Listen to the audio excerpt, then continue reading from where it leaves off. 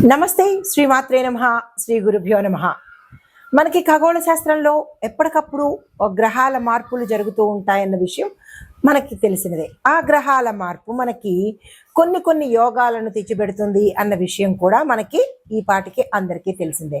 అయితే ఇక్కడ మరొక విషయం ఏంటంటే, ఈ గ్రహాలు కలిసి సంయోగం చెందడం ఒక ప్రక్రియ అయితే, గ్రహాలు నక్షత్రాలతో పరివర్తన చెందడం అనేది ఒక రకమైన ప్రక్రియ. అది ఇప్పుడు మనకి ఈ ఖగోళంలో జరగబోతోంది. ఎలా అంటే గురువుకి రాహుకి కలిసి నక్షత్ర పరివర్తన చెందుతోంది. అయితే గురుగ్రహానికి చెందిన నక్షత్రము పూర్వభాద్ర అయితే, ఆ పూర్వభాద్రలో రాహు వెళ్తున్నాడు. రాహువుకు చెందిన ఆరుద్ర నక్షత్రంలోకి గురువు సంచారం చేస్తున్నాడు. అంటే నక్షత్రాలలో వారి ఇష్టమైన నక్షత్రాల్లో ఒకరికొకరు వేరువేరుగా సంచారం చేస్తున్నారు. అయితే ఈ సంచారము మనకి ఆగస్టు 12 వరకు జరగబోతోంది. అంటే అంతవరకు కొనసాగుతూ ఉంటుందన్నమాట.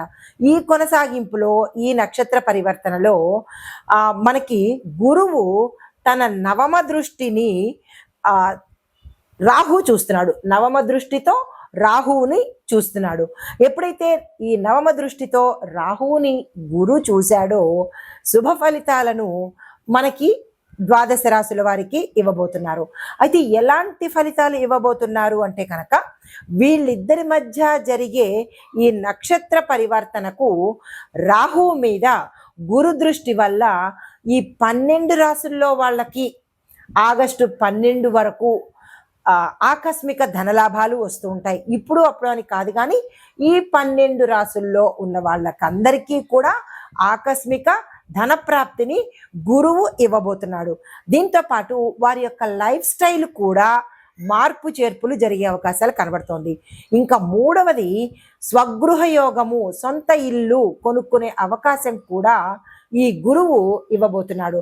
అంటే గురువు సంపదలకు, సౌఖ్యానికి, ఐశ్వర్యానికి, రాజయోగాలకు, ఇలాంటి వాటికి అధిపతి అన్నమాట. అయితే దీంతో పాటు ఆదాయం వృద్ధి, అంటే ఆల్రెడీ సెటిల్ అయిన వాళ్ళకి ఇంకా సెటిల్మెంట్, అంటే ఇంకా ఆదాయాన్ని ఎక్కువగా వృద్ధి చేసేటట్టుగా మంచి యోగాన్ని ఇవ్వబోతున్నాడు.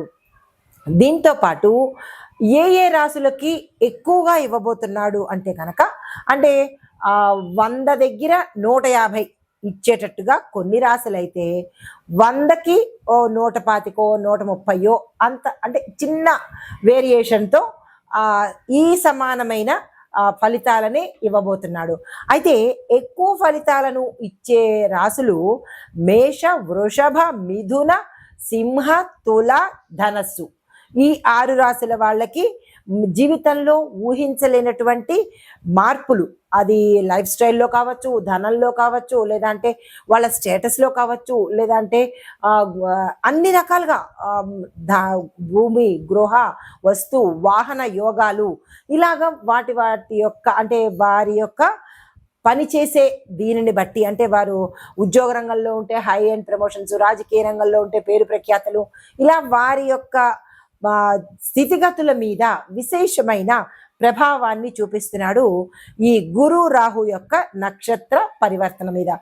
తదుపరి రాశి ధనస్సు రాశి. ఈ ధనస్సు రాశి వారికి నక్షత్ర, అంటే గురు రాహు యొక్క నక్షత్ర పరివర్తన వల్ల ఊహించని శుభయోగాలు మీకు కుప్పదెప్పలుగా వచ్చేటట్టుగా కనబడుతోంది. మీరు ఏది పట్టుకుంటే అది బంగారం అన్నట్టు. ఉద్యోగం కోసం ప్రయత్నం చేసినా, విద్య కోసం ప్రయత్నం చేసినా, లేదా వ్యాపారం కోసం చేసినా, గృహ, వస్తు, వాహన యోగాల కోసం ప్రయత్నం చేసినా, ఇలా మీరు ఏదైతే ప్రయత్నం చేస్తారో ఆ ప్రయత్నాలకు అన్నిటికీ సక్సెస్ అయ్యే అవకాశాలే కనబడుతున్నాయి. దీన్ని మీరు ఈ సమయాన్ని ఆగస్టు 12 వరకు వినియోగించుకునే ప్రయత్నం చేయండి తప్ప వదిలేసే ప్రయత్నం అస్సలు చేసుకోకండి. దీంతో పాటుగా ఆర్థిక పరిస్థితి, గతంలో మీరు అప్పులు పాలవ్వడం కానీ, లేదా డబ్బులు నష్టపోవడం కానీ, ఇలాంటివి ఏవైనా చేసి ఉంటే కనుక అవి తీరిపోయి ఆకస్మికంగా ధనం రావడము, దాయాదుల వల్ల కానీ, లేదా మీ తాత ముత్తాతల వల్ల కానీ, లేదా భార్య తరపు కానీ, భర్త తరపు కానీ, ఇలాగా మీకు ఆస్తి కలిసి వచ్చే అవకాశాలు చాలా ఎక్కువగా, శుభయోగాలతో పాటు ఈ నక్షత్ర పరివర్తన యోగాలు కూడా మీకు అందుబాటులోకి రాబోతోంది. అందరికన్నా ఈ ధనుస్సు రాశి వాళ్ళకి విశేషంగా కనబడుతోంది ఫలితాలు. దీన్ని అస్సలు మీరు వృధా చేసుకోకండి. అయితే ఆర్థిక పరిస్థితి ఒక రకంగా ఉంటే, ఇలాగ మంచిగా ఉంటే, మీ యొక్క జీవన శైలి అంటే లైఫ్ స్టైల్ కూడా మారిపోతుంది. 2 వీలర్ మీద వెళ్ళేవాళ్ళు, నడిచి వెళ్ళేవాళ్ళు, ఆకస్మికంగా పెద్ద పెద్ద వాహనాలు కొనుక్కోవడం కానీ, అంటే టోటల్గా మనకి చేంజింగ్ అనేది మీకు తెలుస్తుంది. మీతో పాటు మీ కుటుంబీకులకి, మిమ్మల్ని తరచి దగ్గరగా చూసే వాళ్ళకి, మీ యొక్క సంబంధీకులకి అందరికీ కూడా, అరే నిన్నటి వరకు ఇలా ఉన్నాడు, ఈ రోజు ఏంటి ఇంత సడన్గా చేంజెస్ వచ్చింది.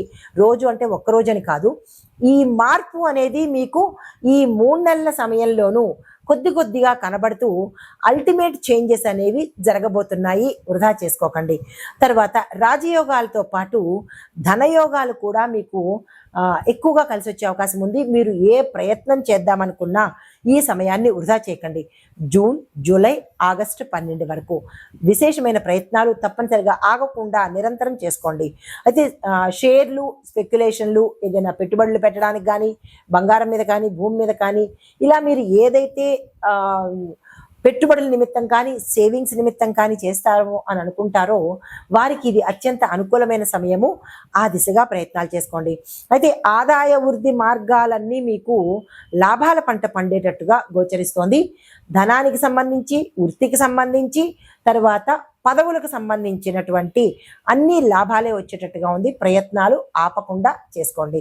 అయితే సంపన్న కుటుంబంలో మీరు ఎవరైనా వివాహం కోసం ప్రయత్నం చేస్తూ ఉంటే కనుక, అంటే ఈ మాసం మనకి ఆషాఢం, జూను, జూలై ఈ మధ్యలో ఆషాఢ మాసం ఉంది కాబట్టి, ఆషాఢ మాసం తరువాత కనుక మీరు వివాహ ప్రయత్నాలు చేసినట్టయితే సంపన్న కుటుంబాలలో ఉన్న స్త్రీ కానీ, పురుషుడు కానీ మీకు వచ్చే అవకాశం ఎక్కువగా కనబడుతోంది. మీరు అప్రయత్నంగానే సంపన్న కుటుంబాల్లోకి వెళ్ళేటట్టుగా గోచరిస్తోంది. అయితే ప్రేమ వ్యవహారాలు ఏవైనా ఉంటే కనుక అవి సక్సెస్ అయ్యి పెద్దల దాకా పెళ్ళిళ్ళకి వెళ్ళడం కానీ, లేదా అది సక్సెస్ అవ్వడంతో పాటు ఇరు కుటుంబాల వాళ్ళు సంతోషంగా ఉండడం కానీ, ఇలాంటివన్నీ అంటే మీరు మీ యొక్క ఈ ప్రేమలో విజయాన్ని సాధించే అవకాశాలు కూడా కనబడుతున్నాయి. ఆరోగ్యం కూడా గతంలో ఏదైనా ఇబ్బందులు ఉండి ఉంటే కనుక ఆరోగ్యం కూడా మెరుగుపడే అవకాశం కనబడుతోంది. నమస్తే.